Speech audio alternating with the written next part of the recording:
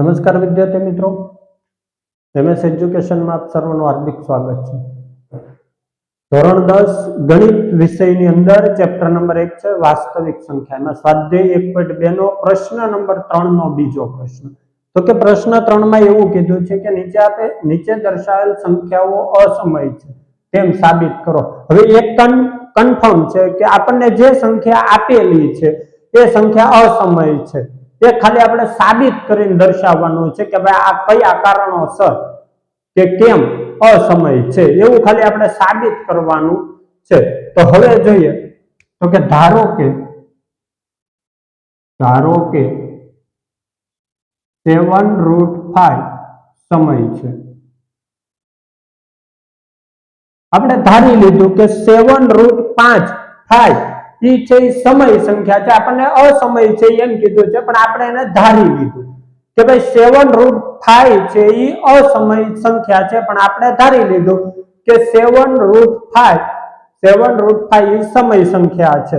તો હવે કોઈક અવિભાજ્ય સંખ્યા a અને b માટે કોઈક અવિભાજ્ય સંખ્યા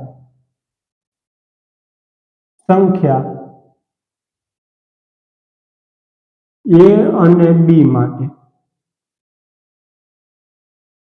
એટલે કે તેથી 7√5 બરાબર a/b, અથવા આમ પણ લખી શકાય a/b બરાબર 7√5. આ બેમાંથી કોઈ પણ રીતે તમે લખી શકો. તો હવે આપણે જોઈએ તો કે a/7b બરાબર √5. હવે √5 આપણને આવી ગયું છે એટલે એ તો કન્ફર્મ છે કે √5 છે એ અસમય સંખ્યા છે.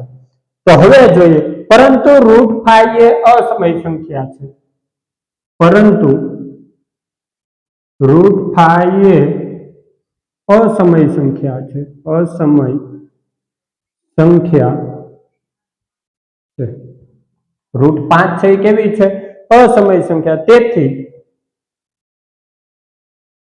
તેથી a/7b, આ પાછું આવ્યું ને a/7b પણ અસમય બને છે, પણ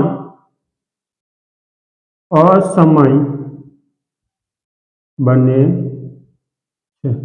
હવે √5 છે એ અસમય છે તો a/7b છે એ પણ અસમય જ બનશે વિદ્યાર્થી મિત્રો. એટલે કે માટે આપણી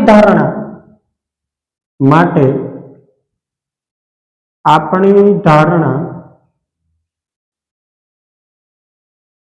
ખોટી છે. તેથી 7√5 એ અસમય સંખ્યા. જો વિદ્યાર્થી મિત્રો તમને આ વિડીયો પસંદ આવ્યો હોય તો અમારી YouTube ચેનલને લાઈક, શેર, કોમેન્ટ અને ખાસ સબસ્ક્રાઇબ કરવાનું ભૂલતા નહીં. આભાર.